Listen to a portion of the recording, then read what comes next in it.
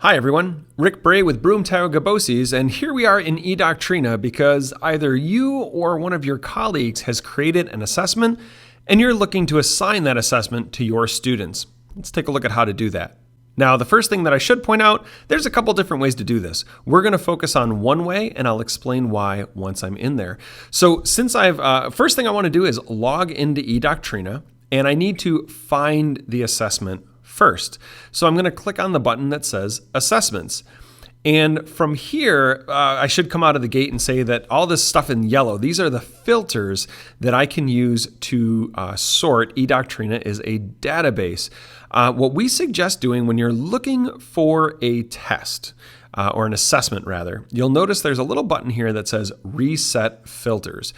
We're going to suggest that before you search for an assessment, you click that button that says Reset Filters, and that resets all your filters back, because sometimes there can be a filter, and it actually just happened when I was filming this video earlier on my first attempt, like the school year filter. It's set to be 2019-2020, but if I don't think about that, it may make it so I can't find my assessment that I'm looking for. And so in this case, I'm going to set this one back to any, because that way I'm looking in main annual, the any school year, and that's going to be a little important. So how do I find this assessment? Well, one way is if you know the assessment ID number. How the heck do I know my assessment ID number? Well, in a previous video, I edited an assessment, or I made an assessment, and if you look at the screen right here, that number is shown in for that particular assessment.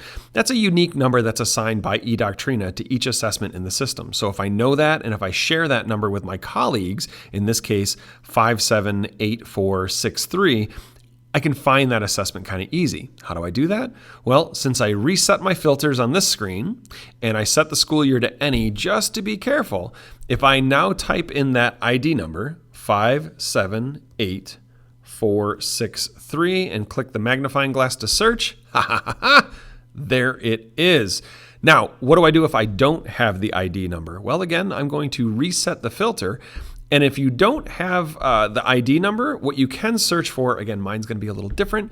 Look for the filter that says creator or shared with.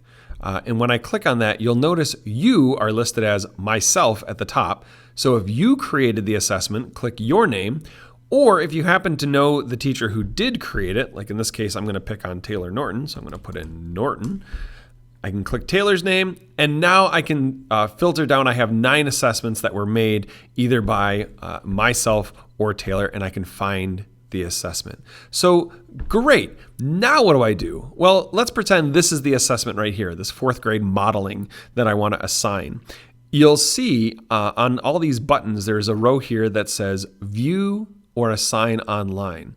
The top magnifying glass does let me view the assessment so I can see what it's all about and I can see the questions that it's asking. But underneath that magnifying glass is a little kind of a person icon that when I hover over it says Assign. If I click that button, here's why we go about it this way. I now have 2 different yellow bars, if you will, at the top of my screen. The topmost yellow bar is saying to which students am I going to be assigning this assessment. The second one is which assessment am I giving? Right? Well, because we found the assessment and because we clicked assign, the assessment's already filled in for me. That's why we like doing it this way. All we have to do is fill out the course, the class, and the students, because I don't believe you're going to have the option for school.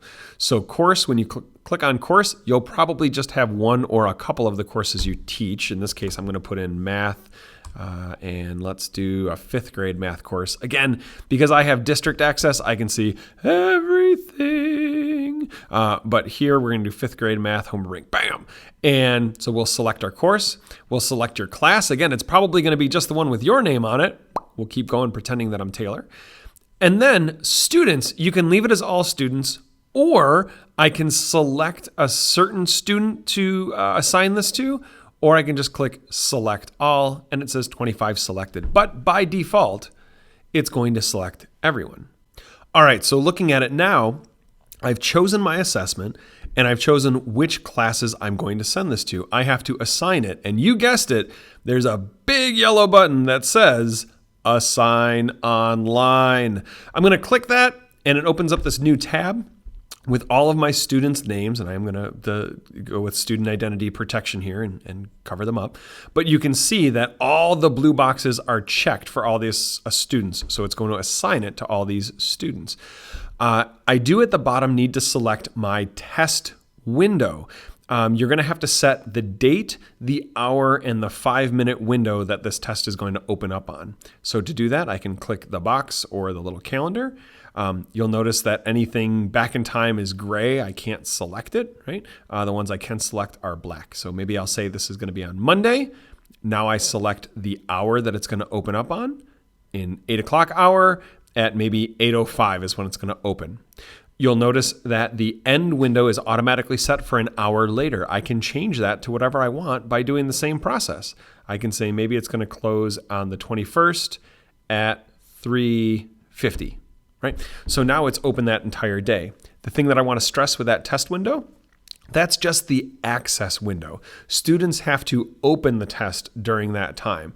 They can submit it anytime they want during that window or after that window, but they have to open the test during that window. I'm thinking about students who get extended time, right? You don't have to necessarily set the window for extended time because this is just the access window.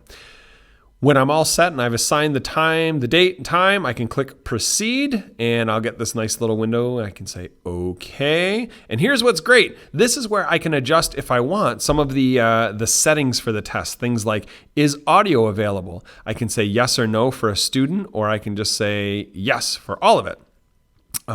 Reopen. Are they allowed to reopen? I hope that's set to be yes. Do they get a calculator, text to speech, spell check, X out, which is one I often forget to set. So I may change that, and translate. Are they going to get Google Translator allowable on that? If you're all set, you can just click on closed. But that is how you assign an assignment to a student in eDoctrina, by finding the assignment or the assessment, clicking assign, setting the courses and students, and then finally on a window similar to this one, setting that test window. I'm going to go unassign it so students don't wonder what the heck is going on, but that is how you can assign in eDoctrina. If you have any questions on this or anything else EdTech related, please feel free to email me at rbray@btboses.org.